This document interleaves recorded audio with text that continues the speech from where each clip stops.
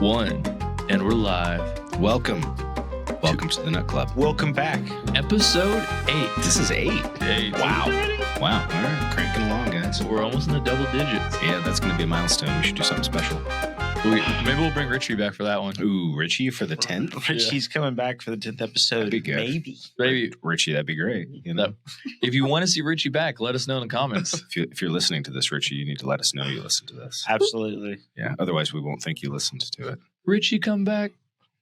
You can blame it all on me. Miss Richie. Yeah. And I want you. And I need you. Richie really completed the balance.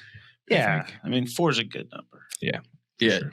You always need a little arc in Kansas, you know? Yeah.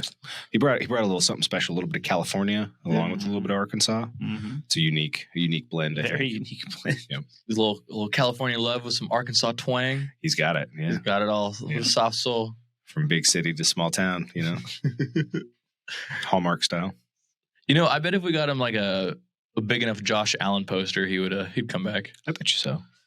Probably give him a fat head. We could all just surprise him wearing Ooh. some Bills stuff or Bills sock stuff. You know? Yeah, either or. I don't really mind. Yeah, It's I think okay. Misery loves company. Yeah, at this point, I don't think my team would feel threatened if I wore anything Josh Allen.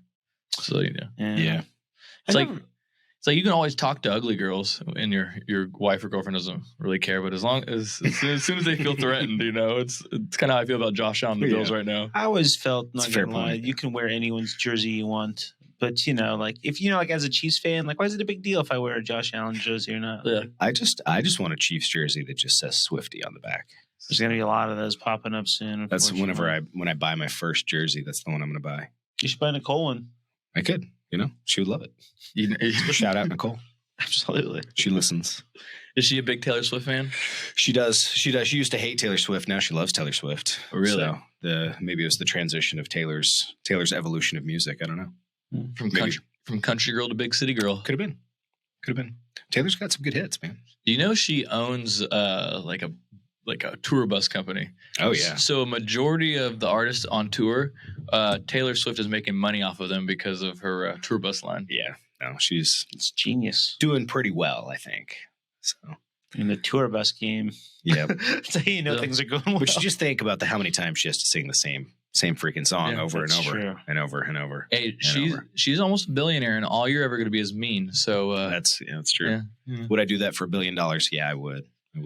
I would sing Shake It Off quite a few times. I would dance for to Shake $1 It billion Off. for $1 billion. Yeah, I would too. So we got some very interesting topics today. Ooh, all right. So this first one might hit a little home with our weekend warriors. Oh. And I'm not talking about, you know, weekend warriors is, you know, doing events with their kids or athletic events. I'm talking weekend warriors on the bar scene. Oh, yeah. Mm-hmm. So, you know, those guys that put all their effort in all week, eat right, take the supplements they're supposed to take, and then just go out at night on the weekends, maybe 2 to 3 days a week, and just get hammered. You know, I think there's a better name for them. I don't know. Are they the Weekend Warriors or I don't.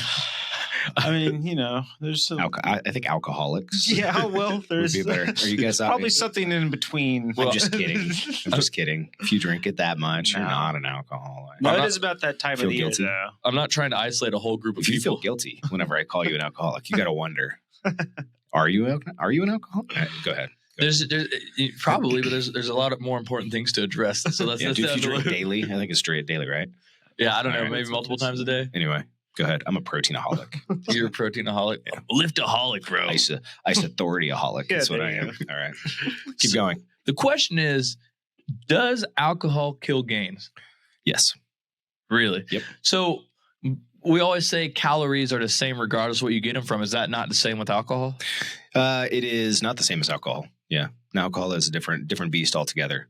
So you do have a different caloric range versus other foods. So calories from alcohol are 7 calories per gram of alcohol, where carbs are 4 calories per gram and fats are 9 calories per gram. So kind of in the middle Mhm. for the most part. But it's not so much the calories, it's how your body utilizes it, because alcohol is a poison. So you get this poison in your body, and all of a sudden your body changes the way it does things. Whenever you get carbs in your body, it still just functions normally. It's not poison. You know, you get protein, you get fat.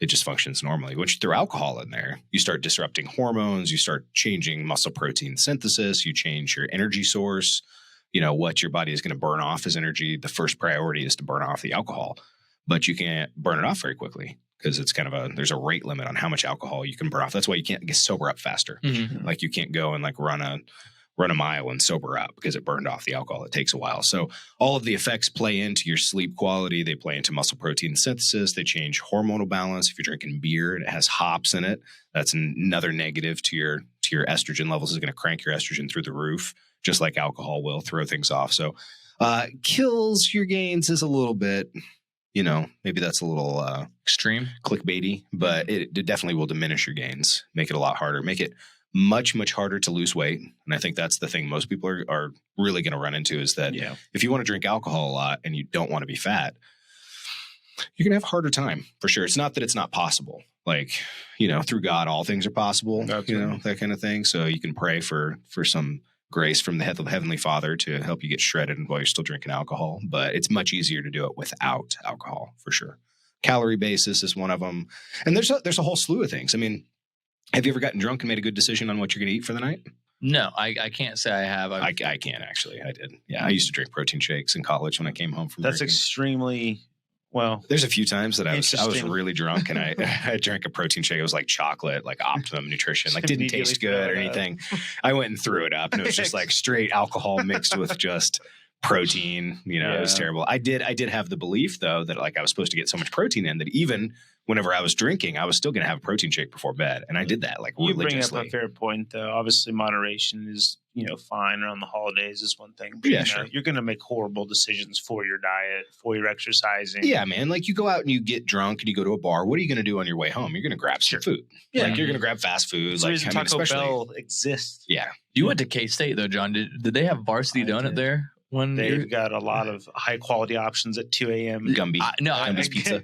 I wasn't sure if when you went there they had the varsity truck. I don't think so. They had Hunam Express, which was the infamous one. Okay, it was just it was right next to the the rest of the bar. See, I had the benefit of being able to experience both KU and K-State campuses, and it's a lot different selection as far as what you're getting after bar food. Like KU's more kind of like slice of history pizza and kind of stuff like that, and K-State's a lot more like fair food. My favorite thing was it was a grilled cheese mac and cheese with bacon and sriracha, and I'd get that 2 a.m. all the time after the bar in college. That was perfect.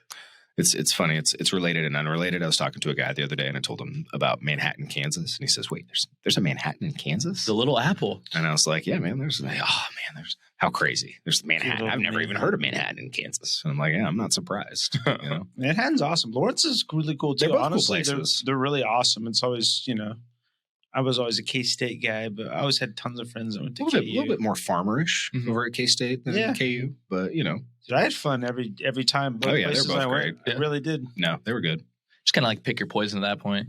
Yeah, different types of people too at each place for the most part. Different vibes. They were both cool. Yeah. With the alcohol thing, one thing I also consider is mixers. Yeah. Right. So not only that's not even taking into consideration the calories that are not from alcohol. Just from sugar, mixed, Red Bull vodkas and whatnot. Yeah, you're going to get plenty of sugar in there. But you're also setting yourself up for a really bad place because you're at a place where your body needs to use the alcohol as energy. It needs to get rid of the alcohol. It's not going to use the other sources of energy nearly as efficiently. So it's more likely to store those. So are you saying it kind of changes your body's chemistry almost? Yeah, it does. It does, yeah. So as you're a consistent drinker, it kind of makes it consistently difficult for you to be able to get in shape and whatnot, or stay in shape. When alcohol is present. Yeah. I don't know what the long-term effects are. I'm not sure if you drink alcohol, how it changes your metabolism or how it changes hormones for a period of time after the alcohol is out of your system.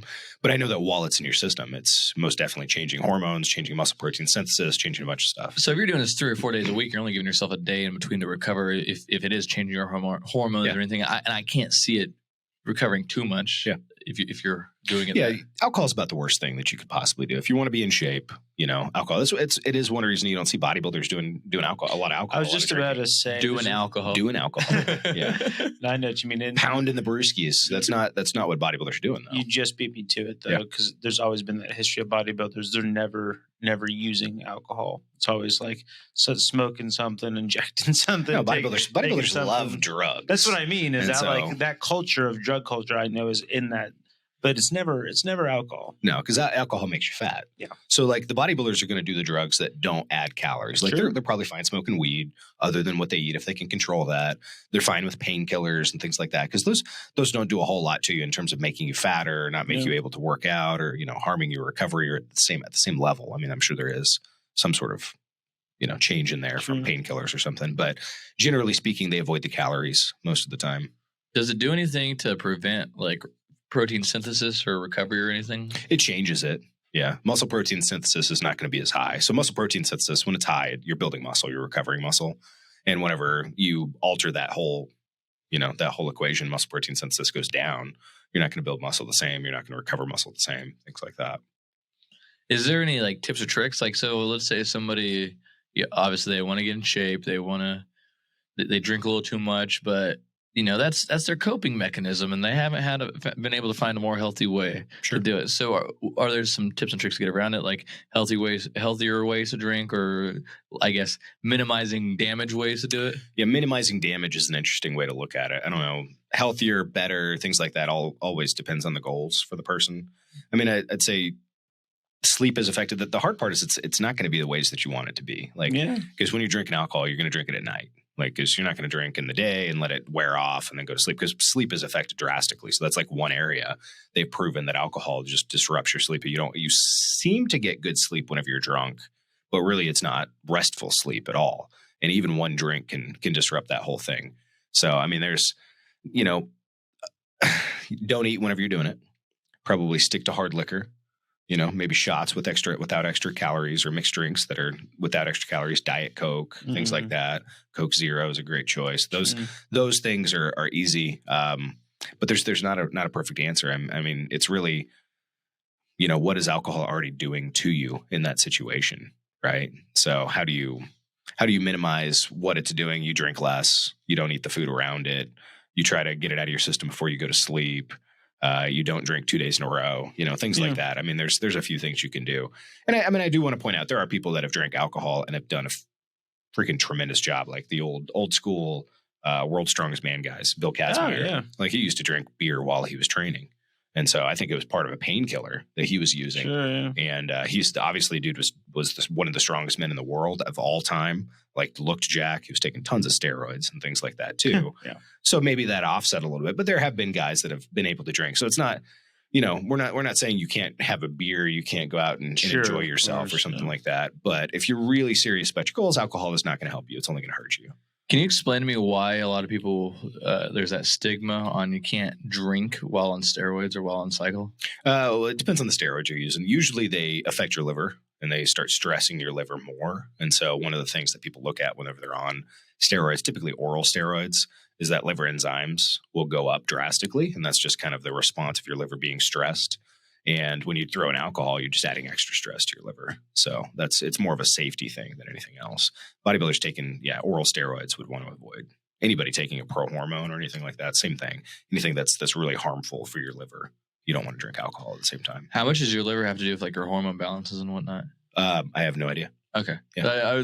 Because it seemed like there was a little bit of a relation there and whatnot. So no, I don't think it's hormone balance. It's the way that, so you have two different types of steroids. Like there's an injectable and there's an oral, right? And so, I mean, injectable, it goes straight into your bloodstream a little bit faster, goes through the muscle, absorbs into the bloodstream, passes through your liver once. Whenever you take it orally, it goes through your system and it passes through your liver twice. And your liver destroys the active hormone is what it ends up being. So to keep it from getting destroyed, they have to add something to the steroid to make it stronger, to survive digestion, to survive the two passes of your liver and things like that, which just stresses it more. And that's why. So orals tend to be way more stressful than injectables do on those kind of things, just simply with the way that they're made. People want to think that the orals are actually safer. If you're getting the real stuff and you're, being safe and you're with a doctor or something like that, the orals are definitely not safer out of the two.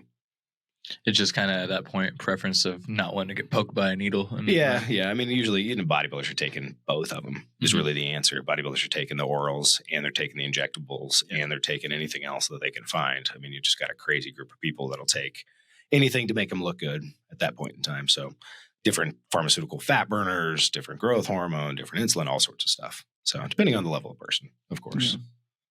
I got you. So you're saying that, if you've been maybe not seeing the results that you want and you still have alcohol in the equation, maybe try cutting that out or at least back and you might yeah. I mean, alcohol is just about the worst thing you can do for the most part. And I get it. Like if people like to drink. I'm not a big drinker, so I'm not, too sympathetic here. About that time of year, Thanksgiving, a lot of casual drinkers put a few back with the family around there, Christmas time especially, and then obviously New Year's. So it's about to be that time of year, but I get it. It's kind of how much, if you're really trying to get back in shape or that sort of stuff, limiting it is a really good thing to do. Well, real alcoholics aren't fat though, right?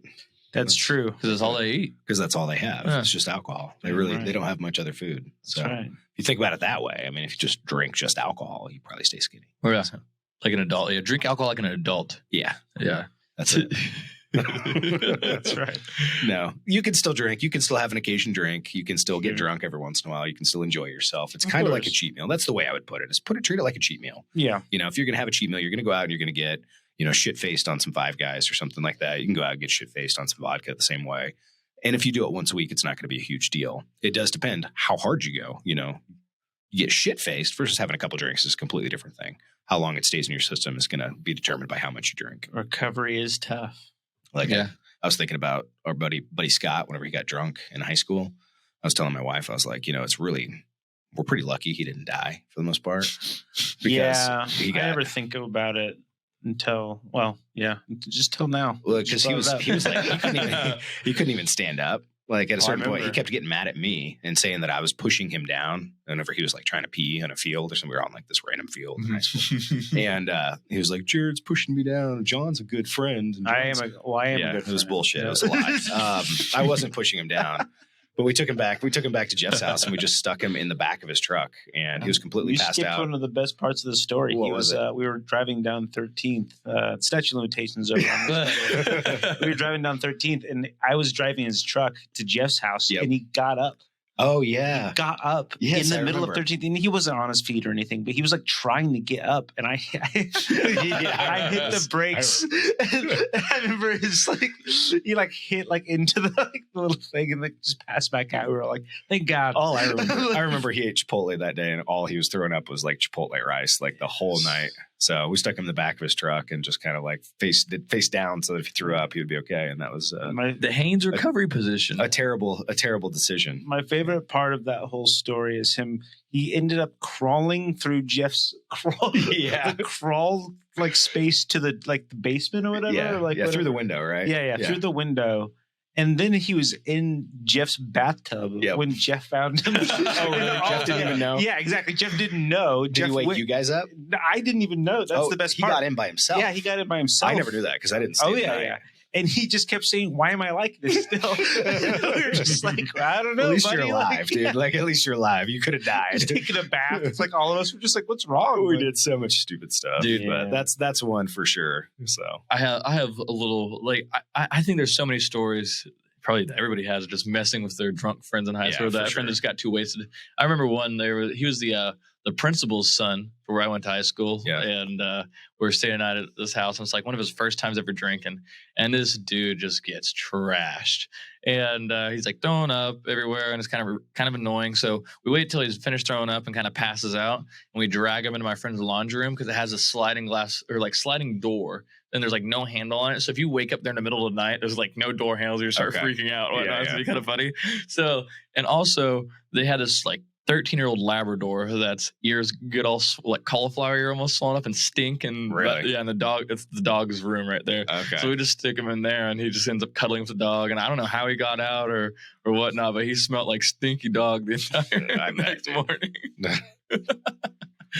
But all the dumb things we've done with alcohol. So just even better reason not to drink alcohol. All the best memories I don't remember. That's true. Yeah. That's true. Another thing getting popular today is recovery. Just the whole recovery industry, whether it be like, like what is it, Theraguns and there's the Theragun. That's the massage guns. Mhm. Yeah.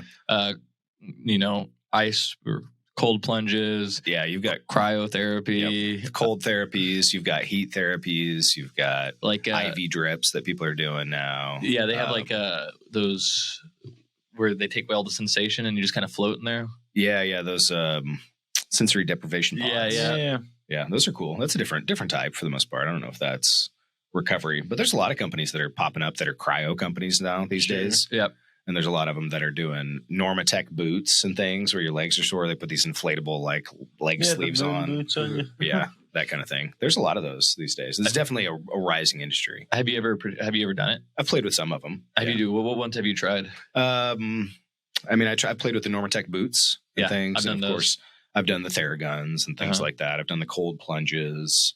I've not done the IV drips. Anything that you thought was massively beneficial or not? No, I haven't noticed, and I don't want to say there's not a benefit to some of that stuff because I'm sure there is. I know that's why I said massively. It depends on I think how often you're going and how often you're doing it, and then what you're expecting from it more than anything else. Like cryo or something. I didn't really notice anything from cryo. Cold plunges, same. I don't really notice anything whenever I've done cold plunges. Maybe you need to do them more often. I can't say Theraguns. I think Theraguns and stuff like that are cool. They help loosen up the muscle before you train. I think that stuff's really good. So that's a pre-training thing, not a post-training thing. Yeah, I would do it pre-training because you're about to do bench press or something, and something's just a little tight whenever you're doing it. It just doesn't feel right, and you get the Theragun, you dig it in there, and you start going through the motion, and all of a sudden it loosens up. So you're ready to go. So I wouldn't call that. You could use it for recovery, but I don't use it for recovery purpose. Yeah. But you've got red light therapies and all, and I do think all of them have some sort of benefit to them. The thing I would say, and granted, they're all going to cost $100 a month, more than $100 a month, something like that. So it depends on if you have the money. But the first thing I would say is, are you actually getting enough sleep? If you're going to go spend $100 a month, $200 a month on recovery therapies, like the cheapest one and the most effective one is getting more sleep. And I mean, nobody I know is getting the full 8 hours plus, maybe other than you. I was about to say, I'm trying. You're trying. But almost anybody that's in this, especially if you're in a bodybuilding lifestyle or something like that, it's always the grind. You're always grinding and things. And people are always trying to get ahead. It's just the first thing you have to sacrifice, it seems like, for almost everybody will sacrifice. Like, I'll get up early and go to the gym.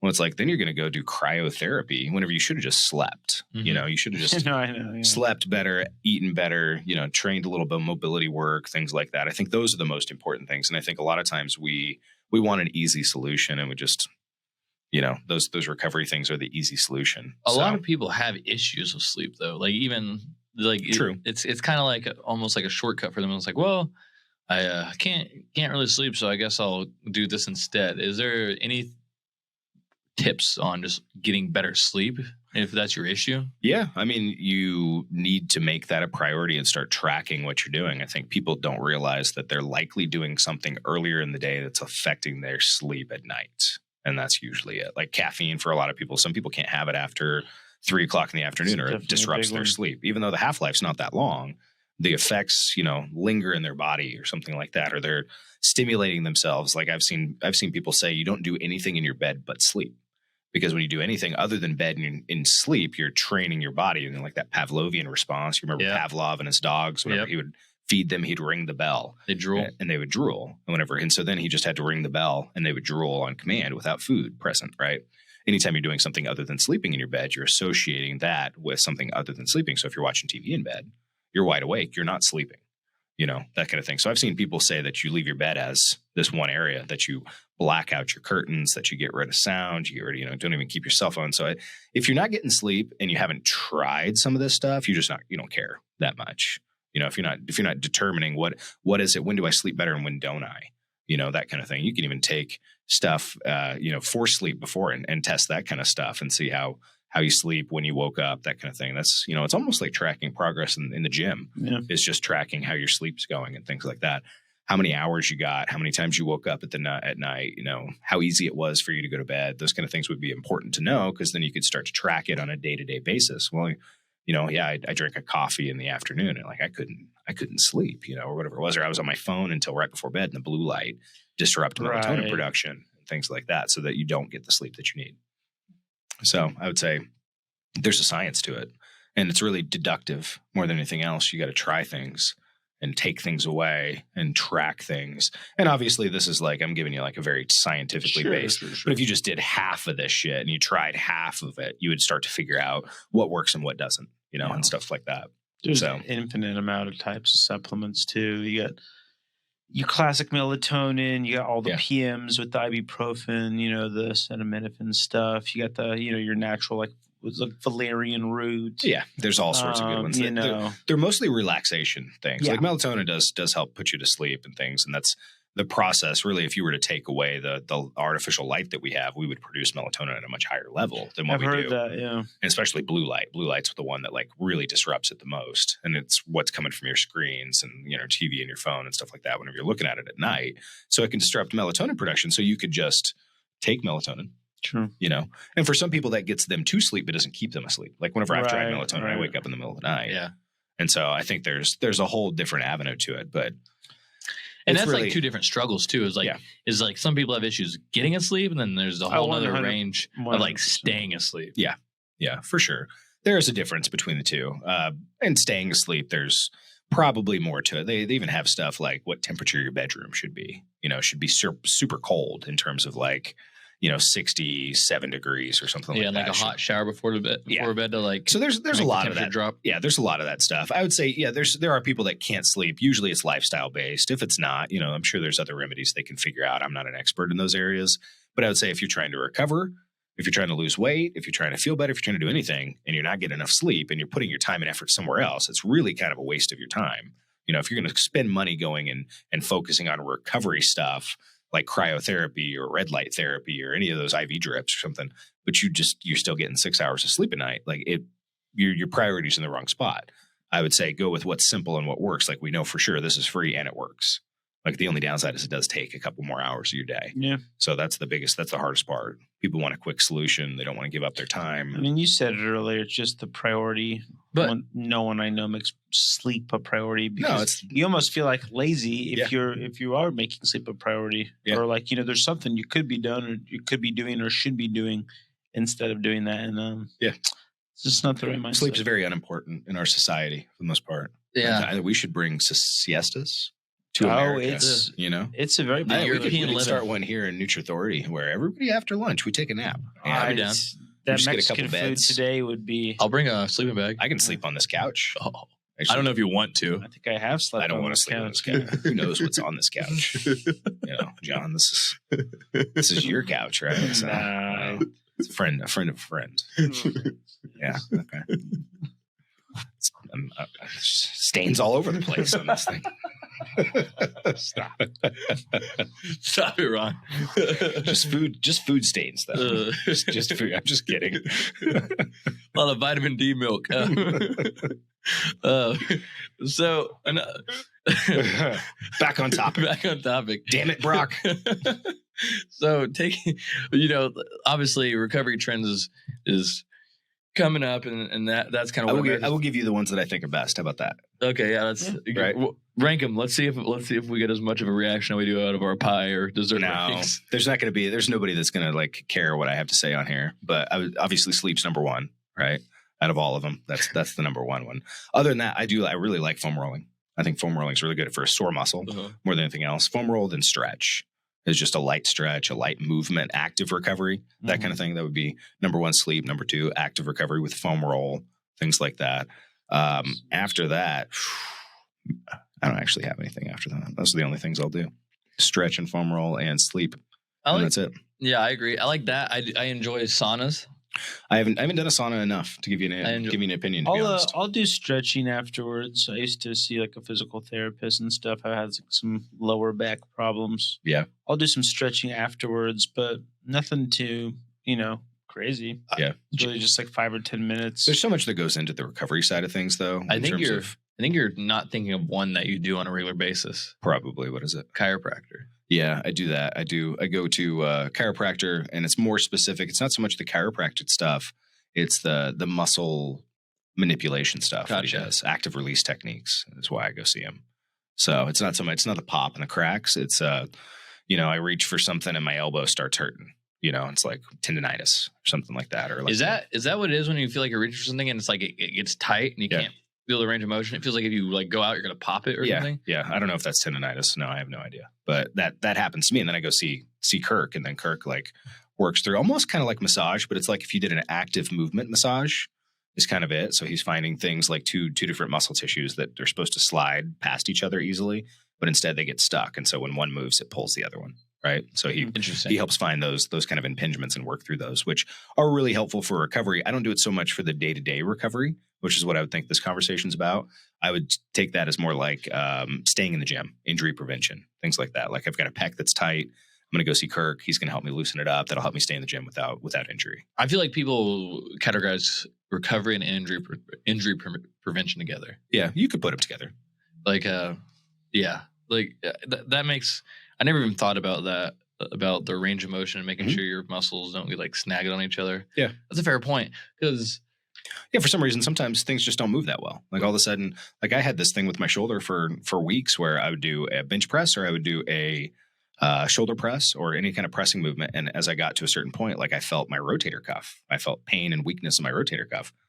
It's like I didn't injure it. I didn't do anything to it. Yeah. Out of nowhere, it just starts like tugging and pulling and feeling weird. And I'm not going to just keep working through it. It's an odd enough sensation that I'm not going to like, there's certain ones you can ignore and certain ones you can't. So that's whenever I go to Kirk, and I'm just like, hey man, this hurts when I do this. Let's figure it out. He starts working through the motion. He helps me figure it out.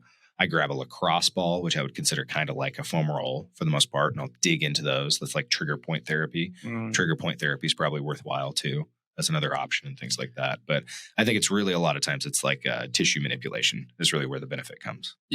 How old were you when you started like kind of bodybuilding and getting into the gym? Like middle school. At what point were you kind of more focused on longevity and making sure you're taking care of your body and all that? Like when did that kind of start coming into play and you really start focusing on last 5 years or so? That's 5 years? Yeah. What are some things people can do to help promote longevity, like even earlier than they're thinking about it, like guys in their 20s, guys in their 30s? Like what are some simple basic things to, help your gym or nutrition or health career, last the test of time? Well, I've had some injuries, and I think it's been working out for a long period of time. Generally has some injuries and things like that. But the more I get them, the more I have to figure out how to not make it worse, how to work around injuries, how to prevent these kind of things from happening, feel better when I'm training, things like that. I didn't put a whole lot of emphasis for many years on flexibility and mobility. And I think that was probably my biggest downside is how your body moves, and especially moving through these range of motions that you don't get very often. Like, we sit down all day for the most part. And when we're walking, we're just walking around. And even when I'm working out, I'm working through specific range of motion, like squats are very specific, but I'm not crawling on the ground or moving, like a kid does on the ground or something like that. So you have ranges of motion that you're not even tapping into for the most part. And I think that's the flexibility training, the mobility focus, things like that are probably more important than people realize. But the problem is that you don't really get that until you start having mobility issues for the most part. Something's not moving the right way or, something gets injured or something. That's when you figure it out. So, everybody else should really be focusing on that. That's something I've added into a lot of my stuff recently. It's just focusing on mobility and flexibility and tissue quality. I gotcha. Would you say that's like the most overlooked thing for people? It's the most overlooked for me. I think it's the easiest thing to skip when you're at the gym. What about younger people? Like, what do you see them? Like, what's a trend in young people that you see happening where you're like, oh, come on, guys. Like, I don't know. It's just the same shit with dumb people. They're always idiots. They don't need the mobility and the stretching. No, they don't. Not really. And I think it sneaks up on you after a while. That's why there's a very specific trend for guys in their early 30s and their 40s. Yeah. It's like there's a reason you're all doing some mobility, hip flexibility stuff. It's because we haven't put an emphasis on it almost at all. No. The amount of guys I know that do a couple arm circles and go in and do bench and, even like, especially with squatting. Yeah. And stuff. Like, I understand bench is kind of one thing, but for squats, some people just don't stretch at all. And I'm not saying you have to, but, even like a warm up, like that's just asking for something in the gym with you. You made a good point with the mobility and sitting around all day. Yeah. Because damn right.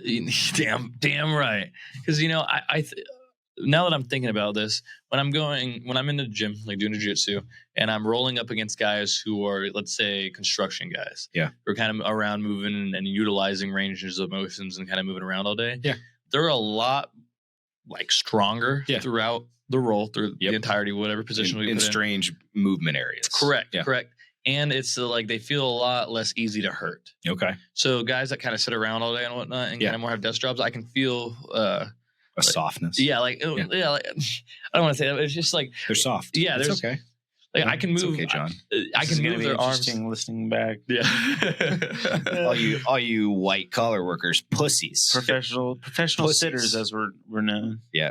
Professional sitters. No, and it's true. Like it's, I can feel their limbs are able to. It just reduction of injury, I think, is a huge thing. Is what I'm trying to get at. Is just keeping range of motion, going through and moving. Like whether it's like moving with your kids, you know, you got a little kid, you can run around on the ground, do bear crawls with them. I think, you know, I mean, range of motion is directly linked to not having injuries. It's also actually, I'm pretty sure, directly linked to muscle growth. Yeah, really. But the more flexible your muscle is, the more room. I mean, think about it. Mm-hmm. The more room. I think, what's the guy's name? Tom Platz, like the squat guy. I remember. Yeah. He was just a psychopath in the gym. He was kind of funny, honestly. And the guy with the suit that still does the TikTok stuff. But either way, he's still around. Too. He's still doing stuff. Yeah, his stretching stuff was insane. But Quadzilla or something like exactly. that. Yeah. But his stretching routine was nuts. But I just was saying, flexibility is nothing but good. Yeah. I think it's important. It's just easily overlooked, especially if your goal is just to get jacked. Yeah. If your goal is just to build muscle like mine was, it's really easy just because the effective movements for building muscle are not the effective movements for being mobile. Right. And so if I'm going to spend an hour to an hour and a half in the gym, well, I'm going to get all of the exercises that I want to get out that are building muscle. And if I have time for the mobility afterwards, then I might do it. But I'm not going to. Like that's kind of the problem. Like stretching, like I even thought about it the other day. I was like, I remember whenever I used to go to the gym and I had just an unlimited amount of time, like college. Yeah. And I could just work out for as long as I wanted to. And I probably still skipped stretching afterwards in college. So I don't, it's probably just my own fault on that one. But yeah, I always look at the fact of look at it like I don't want to be an old dad. Well, that's partially why I had a kid at 22. But you don't want to be You planned that one. I planned that one. Okay. I said even if my body fails me at a young age, I still got to jump on it. Yep. Yeah, it's a good plan. But no, I think that's a big thing for people is like not wanting to be an old dad and wanting to be able to do things with your kids and whatnot. Yeah. And part of making sure you don't become an old dad or is getting off your ass. True. And doing those things right now while you can, and not like, I've had a long day at work, time to I need to sit. I've earned this sitting on my ass all day, and no, you haven't. You haven't earned this. Like and I feel like it's a mentality people need to approach at it. That would really help the overall health thing. And I think a lot of it is hormonal imbalances. I don't know if you agree. Yeah. Like a lot of and. With regards to what? We talked about bloating earlier, and it just got me thinking about how alcohol causes hormonal imbalances. And I would assume that our foods, like a lot of additives in our foods, and I'm sure that sitting around being sedimentary doesn't do anything beneficial either. I'm sure there's hormones or certain chemicals released when you're exercising, when you're stretching, when you're staying active that kind of helps with a lot of those things. Yeah. Hormones, anxiety, depression. Yeah, your hormones do change as you exercise. And if you don't exercise, you don't have as big of a testosterone level and things like that. So like there's a lot of that plays into it. A lot of it is just you don't use it, you lose it, and I think that you can see very easy evidence through people that retire, and especially retire early, and then they don't have any specific hobbies. So they end up dying relatively quickly after they retire because they sit around all day, health deteriorates, their muscle goes away, their fat increases, everything goes the wrong way, and then they just start deteriorating. And I think you see that gradually through all of our lives, as we go from a kid that's on the ground moving to an adult that sits in a chair, doesn't have the mobility to get around and stay around. So you don't use it, you lose it. Mm-hmm. After a while, that just tightens more and more and more and more to where we don't even get in those uncomfortable positions. And then you get an old person that can't even squat down. Yeah. They're shuffling their feet, they're walking around because they can't move. But the same person could have been a very flexible, very active person. Yep. The only thing that matters, the only thing that really changed it was just what are you doing every day to stay active and move through those ranges of motion that you don't normally move through, and that's it. And I think a lot of it is also injuries. Like a lot of people get hurt and then not fully see through the recovery. Or there's a response when you get hurt that you're afraid to hurt yourself again, right? And so people, like especially with a back injury or something, they hurt their back, and so they stiffen up and they don't move, and so they keep their body in a perpetual stiff state where they don't want to hurt their back again, so they stay stiff. But it's actually the worst thing. They need to let go of that fear and move through and strengthen their back and strengthen all the supporting exercises or the muscle groups. It's a thing for knees and football specifically. Yeah, I can see that. Guys just blow out the MCL and ACL, and a lot of guys nowadays they can get close, but certain guys it's just it ends up being a mental thing. I completely understand. I mean, after I tore my bicep, and that was like 2017, so like we're 8 years now. I mean, since then, almost 9 years probably. Still get a little leery about it. And it feels different whenever I train. So like taking my bicep to the absolute brim, maximum peak isn't going to happen. I'm closer now than I've ever been, but it took me years to get over the fact that I had torn this bicep and everything feels weird. And I think something's going to happen. Mm-hmm. And I had to almost like just accept like, well, fuck it, man. If I'm going to get hurt, just get hurt, just like they can redo it again. Like I'm not doing anything stupid. And I have to almost take that mindset into the gym sometimes because, like I have the other bicep is actually, it'll hurt, it's tight tendonitis or it's a forearm pain that feels like it's in the bicep or something. Mm-hmm. And after I've torn this bicep before, this one makes me very paranoid. Sure. And I'll feel something that hurts. And I just have to say, fuck it. If it's gonna tear, if it's gonna hurt, just like fucking do it. Because I'm not doing anything stupid. Like I'm doing what I need to do. Right. But that fear takes over very easily, and people won't go back to the same exercise. They won't move through the range of motion. They won't loosen up, what they've been protecting. And so we compensate and protect that injured area, and then we don't go back to normal afterwards. We just freeze and stay there. And I think that is a huge one from injuries. I've seen that a lot with older people and like knee reconstruction. For sure. And whatnot is they'll have their knee reconstructed and they just don't walk on it. It never gets better. And it's supposed to be. It's supposed to be better. It's supposed to be. They should be able to run again. Yeah, exactly. But the fear just stops them from doing that. And you just see. Fear's a motherfucker, It is. It is. Just take that as a clip. Fear's a motherfucker, But no, from personal experience, if you have something going on and you need surgery, you need like it taken care of, get it taken care of as soon as possible. For sure. Because things pile onto each other. Yeah. And you just slowly deteriorate. And like I have personal experience with like my grandmother. She's pushed off stuff too long, and now she barely walk, might lose her foot. It could have all been preventative care and approaching it right away. My other grandma, she died 2 or 3 years ago, and we would always give her shit her entire adult life because she'd eat like cookies and donuts and just like sugary carbs and just shit. Like she wouldn't, have proper nutrition. She ended up getting Crohn's disease and dying. I have to figure that kind of relates to that. What you do for years is going to catch up with you. And I've it seen all that adds up firsthand. eventually. Yeah, it all adds up eventually. And I think it's a hard thing to remember when you're in your 30s or 20s like you are or something like that. But it all adds up eventually. And, whatever choices you're making now are going to be a big part of what you do in the future. Yeah, no, I mean, I'm only 24 and I still feel like a piece of shit whenever I'm. Well, it's because you are. Yeah, I am a piece of shit, but self-awareness. But at least you know. Yeah, but like sometimes it's hard to avoid that when you're getting Taco Tico 3 times a week. And that's true. That's true. It's delicious. Yeah, I don't have the best role model with me in that work area, but I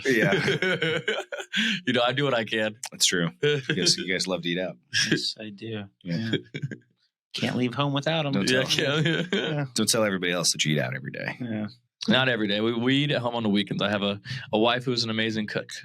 There you go. But I just don't like doing dishes. I eat out on the weekends. Yeah. See, I like eating in on the weekends and then like eating out on the weekdays. There's just so many more weekdays than weekends. Exactly. That's why it's great. Okay, I got too many people to feed, and that also a good point. We'll go to Costco and eat $1.50 hot dog. Dude, at Costco. the $2.50 Sam's Club pizza meal deal. I used to live on that. Yeah, what do you mean? Do they have the cranberry cookies back? I haven't seen them. Those? No, dude, they're that good, huh? I'm gonna riot if they don't. They'll bring them back. If you can't afford a cryo membership, you ever go to the walk-in freezer at Costco? Yeah. Let's go chill in there for a little bit. Just wait till this winter. I want to know how many people this winter time are just going to go sit outside in their underwear. Yeah. And just endure the cold for a few minutes. Probably not many. They'll get in the water. Well, yeah, if it's on Instagram. Yeah. But they're not just sitting out in the cold. Not many people doing the ice bath challenge, not in front of a camera. No. I'm sure there's some. Yeah. But, just go outside, roll around in the snow a little bit. That'd be great. Yeah. Yeah. Find the yellow snow. David It Goggins has more style. enzymes in it. Yeah.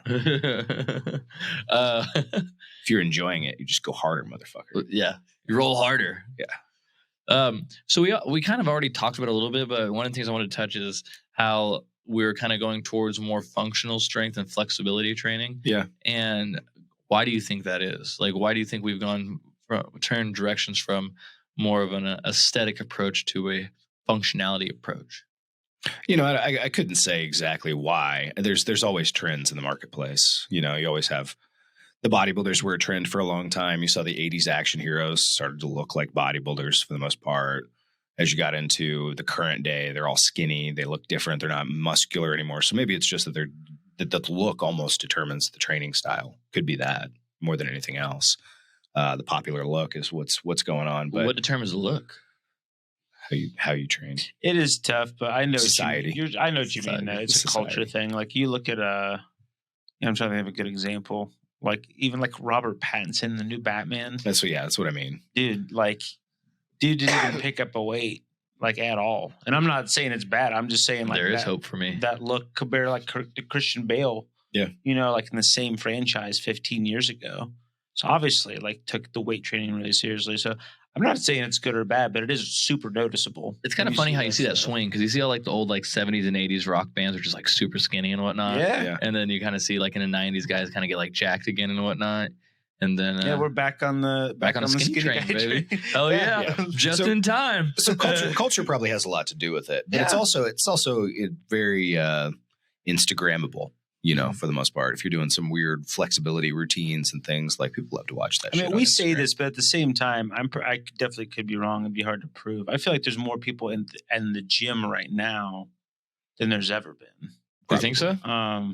It'd be hard to prove without looking up, some interesting. I would say there is because there's probably more gyms than there's ever been. Yeah, that's what I mean. I feel like working out is more popular.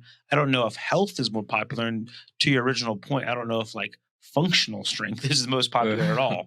There's tons of people I know that are, all about doing, like deadlifts and other things. And, I know can't do 10 pull-ups like back to back. So it's a little bit of an apples and oranges conversation, but yeah, there's a little bit of a different goal with each one, obviously. I mean, if you're doing flexibility training, functional training, things like that, it's all about, I think, how you feel more so than how you look. Exactly. And they want to feel a certain way, where when you get into the other side of it with bodybuilding, I think there is still a feel to it. But it's a lot of the look. It's a lot of, I want to be skinny. I want to have muscle. I want to look a certain way. I want to have, I want to be powerful, whatever it is. And then functional training is really like, I just want to move well. I want to feel good. I want to run around and play and do things. And they both have their own benefits. And I don't think they should be exclusive. You can easily do one with the other for the most part. A lot of the stuff that I've incorporated as mobility training for myself is really just the functional movement training that's out there these days, which is the bear crawls and the crab walks and all the different stuff that's like that and the flows. And the I would love flow. to see you crab walk. I can do it. ask my buddies at the gym. They see me every day. I've just never. I don't think I've ever pictured Jared crab walking. You just you stick your butt off the ground and just walk on your hands and on your feet. You know how to crip walk too? I don't. I don't know what you're talking about. Nor do I. No. Yeah, nor do I. Just making shit up now. Scratch that one from there. Scratch that one. But you think it's I don't know, like you think the newer generations are a lot more health focused than let's say your parents were? No, I don't think so. I don't think health is ever the focus. Really? Yeah, I think there's a very harsh reality of you cannot see what is going on. It's like the classic smoker saying, if you could see how your lungs were being affected, you probably wouldn't smoke and all that stuff. Or if you could see what you were going to be like when you're 80, you'd make different choices today, but that's not how it goes. That's exactly what I mean. Well, same with just like investing, or if you're not putting money into the bank today, it's because you're not paying attention to what's going to happen. Because when you're going to want to retire, You're going to want to not work at some point in time.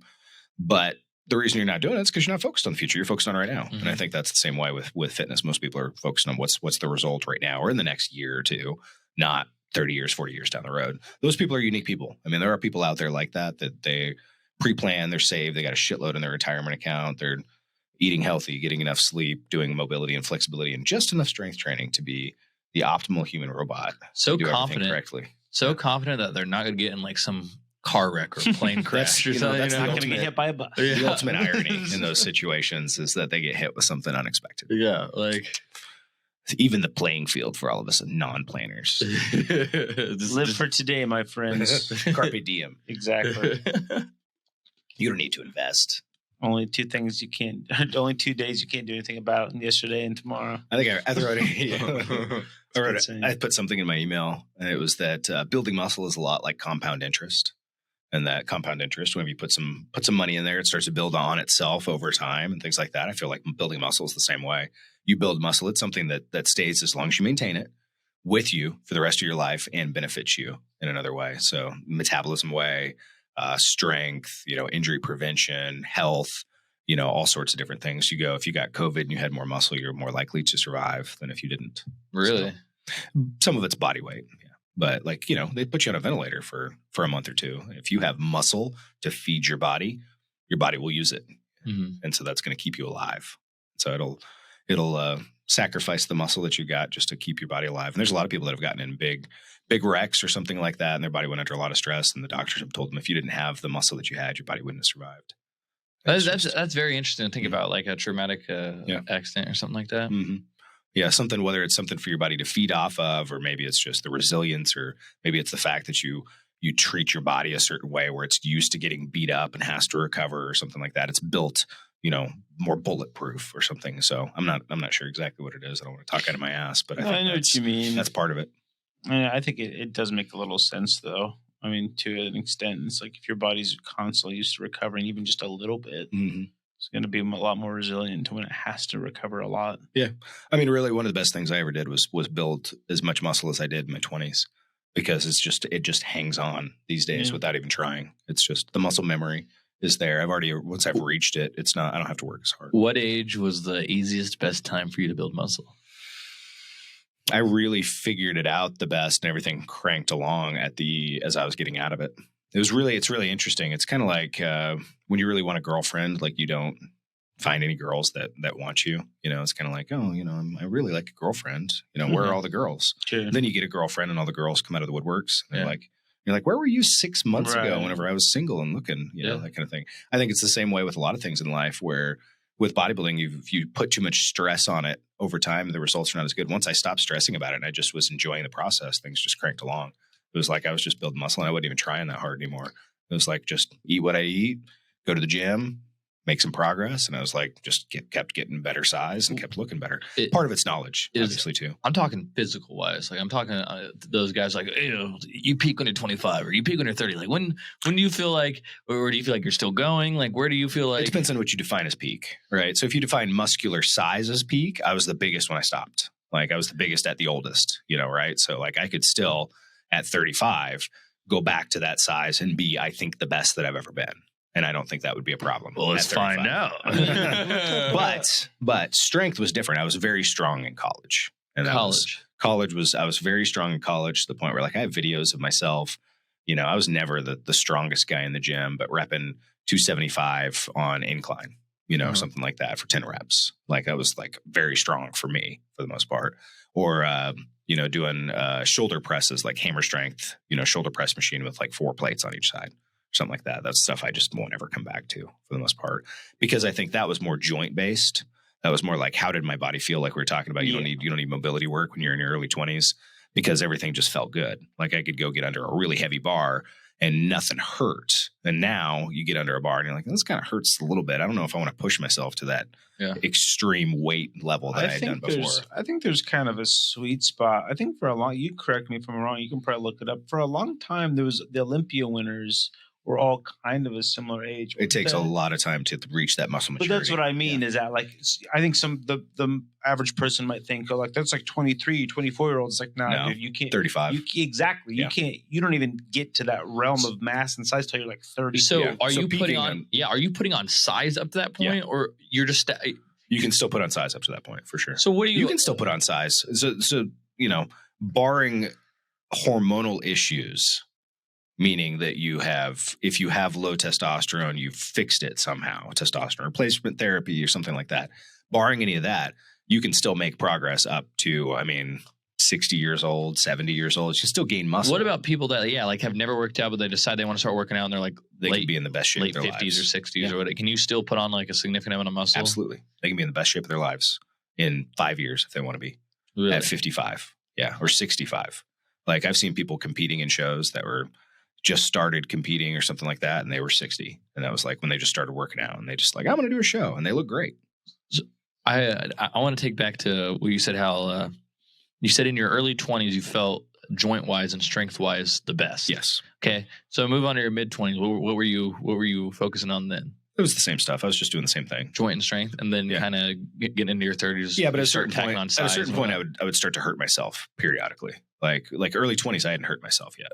And so, moving 5 plates on squats or something like that, like felt good. And it didn't feel like, oh, am I going to hurt myself? Then you get a couple injuries in, and all of a sudden, every time you get under a heavy bar, you're like, am I going to hurt myself? When did you start getting those injuries? Probably like 26. I said, like 2 years. Yeah. Before. No, you're already injured. Look at your foot. Yeah, I know. That's what I was thinking. You're out of luck here. That foot, that never. The problem with injuries is never come back the same. No, these ribs. They always feel off, and I think that's why people get injured. And then, like for me, that's why I don't go as heavy as I used to. And to go back to the point we were talking about of when I was the best. I was the strongest in my 20s, but I was able to use the weight to build muscle better in my early 30s. And so it was because I understood probably more of the entire process, that it wasn't just about moving the weight, but there was more to it on how the whole process, even in the gym, felt when I was training or something like that. Of course, I had all of the other stuff going on too, in terms of a better experience diet-wise. I already had more muscle. I've been doing it for a long period of time. I trained thousands of people at that point in time. So I had more knowledge too. Isn't the human body a bitch? It gives you everything you want and need when you don't have the information to utilize it. But once you have the information to utilize it, just takes it away from you. Youth is wasted on the young, as they say. Yeah. Only the good die young. Yeah. Yeah. Youth is wasted on the young. If only I could go back to whenever I was, 15 with all the knowledge that I have today, what would I do? You're a very annoying 15-year-old. It would be really I'm sure I was an annoying 15-year-old. I was too, I'm sure. Everybody is. Yeah. It was, 15 is not a great age. Not my favorite. I have not found a good age yet. I actually enjoy being an adult. I don't know about you guys. I was always looking forward to being an adult, and it turns out it's awesome. Other than the bills and like the responsibility stuff, but you get to do whatever the fuck you want. I thought quicksand would be more of an issue than it is. Yeah, no, not at all. I haven't really ran into that. That was a big thing in cartoons as a kid, and yeah, there was a lot of quicksand. A lot of quicksand. Never really panned out too much. You're good in Kansas. Cartoons was a nice era of time. I think that era is gone forever in society. The Looney Tunes, growing up with Saturday morning cartoons. Dude, there's literally no reason to have like art drawn animations anymore. No CGI. Oh, dude, pretty soon it's going to be completely AI. It's too good. Pretty soon you're just going to tell it a scenario to do, and it's just give it a script, and it's just going to pop out the whole thing for you. It'll be crazy. And it's going to be able to read your Neuralink and then figure out what the mass population just wants. Pop that shit into my brain. I want a direct connection to the internet in my brain, and let's just see what happens.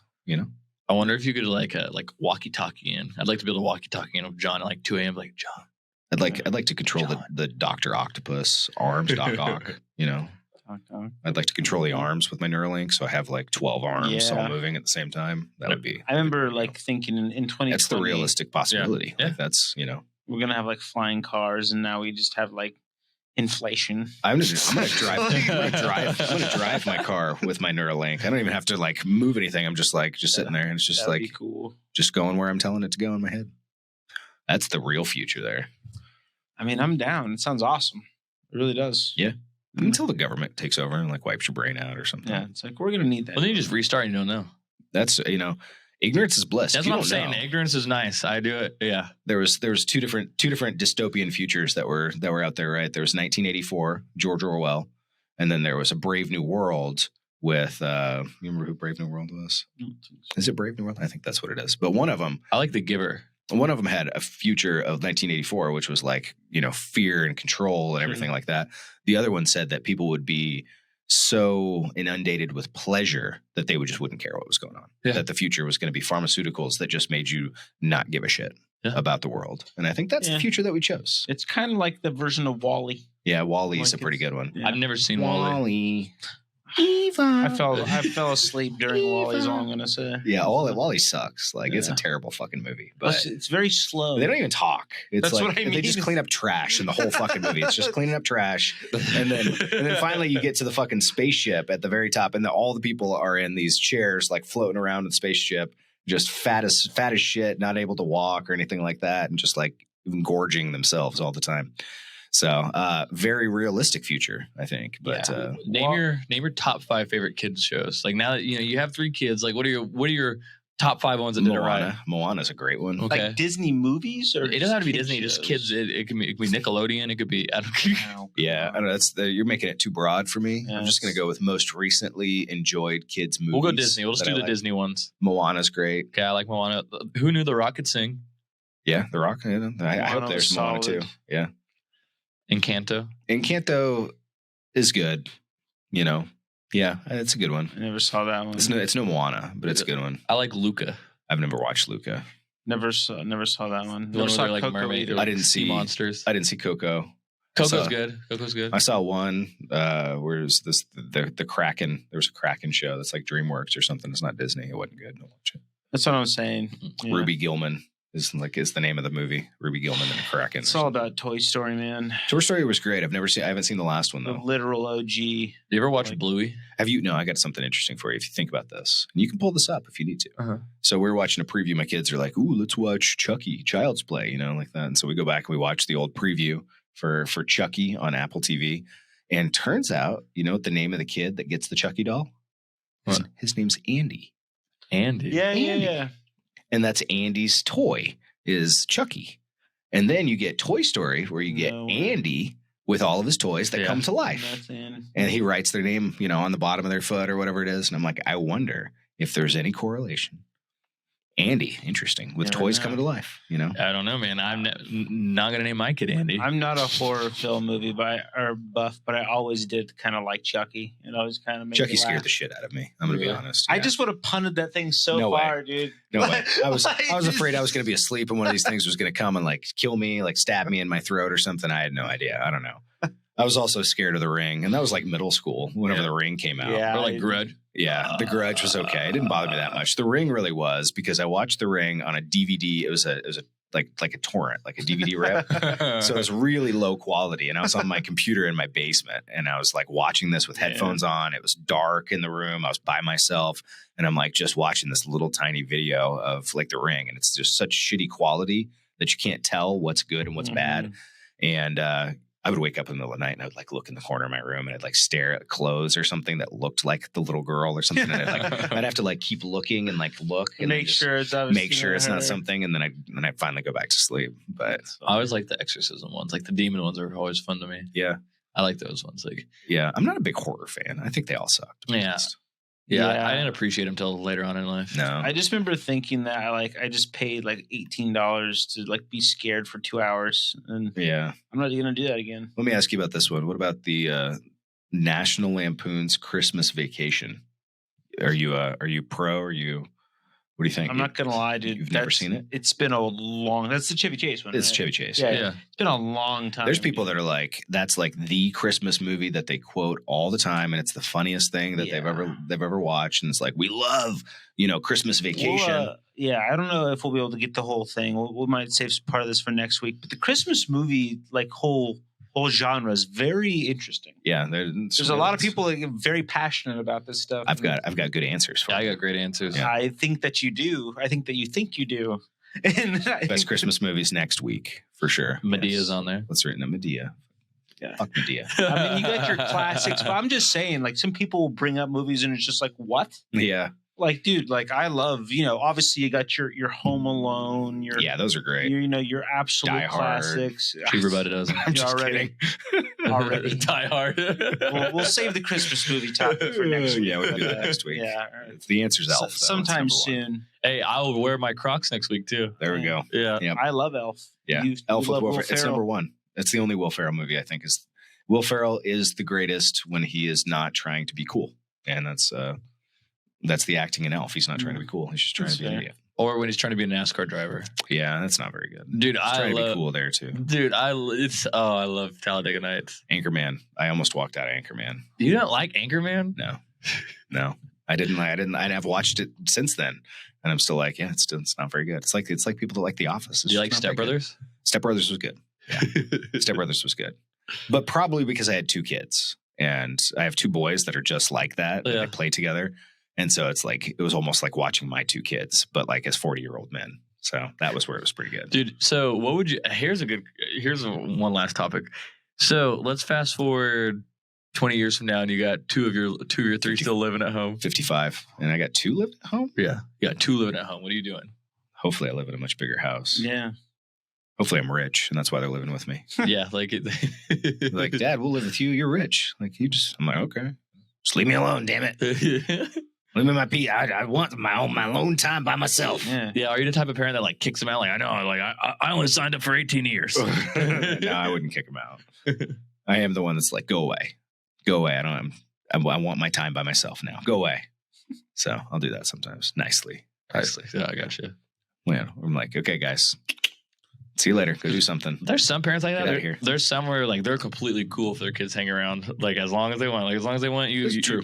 And there's some parents that are like, get the fuck out of my life. Like I want you out of here. Like I've had 18 years of you, so yeah. I wasn't sure if you figured out which one you're going to be yet. No, we get along pretty well. So I mean, like we don't have any problems. So I imagine they can stay as long as they want. I don't really care. Yeah, mine's only 2 right now, so for now we get along pretty well. Like there's no complaints yet. Yeah, I was telling you earlier. My oldest will be 14 in February, so like 3 months or so. And then at 14, he will be 6 years away from when we had him. I guess when my wife had him when she was 20. I was 21, so 7-ish years before he's the age I was. So he's 2/3 of the way there. Happens almost. fast, man. Happens crazy. fast. Right. What was the biggest like? Oh shit! Like they're getting old. Like what birthday hits the hardest so far? I don't know. They all do.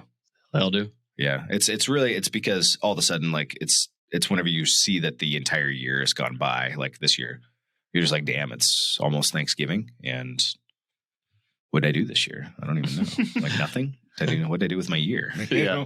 I guess I didn't do anything with my. I need to keep notes or something. So I'd be like, oh, we did this. I'm not going to lie. Journals make a lot more sense the older you get. Yeah, I could see that. There's so much wisdom that was shared with us that just taken for granted, you know? Yeah. Yeah. What kind of wisdom? Hey, we talked about this. I'm pretty sure the other day how it's technology is evolving so quickly. Yeah. That there's like a lot of wisdom and like lessons to be learned from older generations that I feel like are getting lost, that we're having to relearn ourselves because we were so caught up in the rat race that we never really slowed down enough to listen. Yeah. And I don't know. And I feel like that's a common trend. It's a common trend. I think nobody listens to the elders. Yeah. So that's probably the best way. Talk to your grandparents this Thanksgiving. Yeah, talk to your grandma. It might be the last one. I don't have any. Yeah. I don't either. So that's okay. I got 3 left. 3 left. So Okay. That's 3 more than I got. 3 Bro. left. Well, yeah. Yeah. Enjoy it.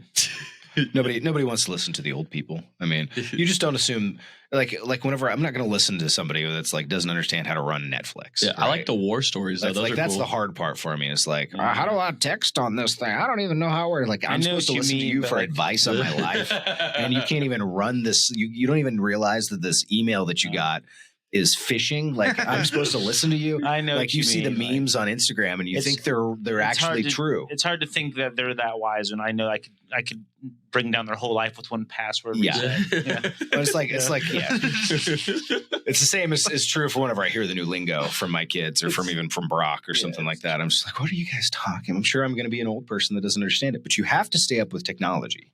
You have to, especially this day and age. Mm-hmm. Like you cannot not stay up with technology. Like there are people that I know that are like 50 years old. Like that's 15 years older than me, not that much. And they don't know how to run Apple TV or Fire TV or any streaming service, and they're just watching cable still. And I'm like, what are you going to be like? You're 50, 55. What are you going to be like when you're 70? Technology is only going to keep going. You got to keep up with technology. Nursing homes are going to be an interesting place in 10 years. Yeah, that's what I'm saying. Yeah, that's what I'm saying. That's going to be very interesting. Like, especially when the boomer generation hits the nursing homes. That's when they're hitting the nursing homes. They're there, my friend. Yeah. Are they? Like, okay. So, the youngest boomers are like 60. Yeah. Let me baby boomer birth years. 64. I think it's like 49 to 64. Something like that. Yeah, it's 46 to 64. Damn, I was close. So they're the 9 and the 6. They're currently you just turn them upside down. I was correct. They are currently 57 to 75 years old, and there are 71.6 million of them in the United States. Holy shit, that's a lot. If you think about that, that's almost 33% of the United States population, because we have 300 million. Oh yeah, no, there's going to be a problem when the boomers will start dying off. I realized there was a lot of them, but holy shit. Oh yeah. Yeah. Yeah, we don't have enough people to replace the boomers in the workforce, I don't think. No, that's what I'm saying. Is and they're not leaving the workforce. They're not retiring at the. No, just look at the fucking government. They're all still fucking working in the government. Yeah. Give it up already. Geez. Yeah, the retirement age is 65, or is it 67 now? I don't know. No, dude. I remember it's 62. Is it? I don't know. when can you draw Social Security? Do that? Yeah, okay. I think it's 62. I think it's 62. I thought it was 61. Maybe. Let me see. No, Social Security can be earlier, actually. I guess you can do it earlier. It's like 55. We don't actually know, guys. Just don't listen to us. Google knows. Yeah, we'll know. 62. Ah, fuck yeah, guys. Look at this. What do you question? Don't ever question that's just me the again. government role. Don't ever question my authority again. But it's 30% lower than it would be. Your full benefit is at 67. Okay. Yeah. So if you're smart, you wait if you can do it. Yeah. If you make it there. It's just like Brock was saying, you might die at 66. Yeah, dude. That's all the government does is bet against you. Yeah. It's crazy. No, it is a little ridiculous. Obviously, that's a total different rabbit hole to go down. But the amount of older politicians in the government right now currently is pretty laughable. Yeah, it's getting pretty bad. No matter which side of the aisle I think you're on. Yep, the reckoning is coming. Yeah, the reckoning. It's like the French Revolution, right? Just look it up. I hope so. The French Revolution. Is it? A lot of heads rolled in the French Revolution. Yeah, there's a lot of heads rolled in the French Revolution. No. Yeah. The reckoning. Yeah, they love the guillotine over there. It's just bringing up movies. There's an old quote that I'm going to butcher it, but it's like the tree of liberty needs to be watered with the blood of tyrants. I'll look that one. That's getting very philosophical. That's here. A good one. That was the founding fathers. Every once in a while you got to kill a tyrant to. The tree of liberty must be quenched with the roots. The roots of the tree of liberty must be, something like that. Yeah. Brock could look it up. The roots. Yeah, I got it. Let me see. That's a good one. Speaking of France, I just saw the Napoleon trailer, and I saw that everyone has a French accent except for Napoleon. Really? Yeah.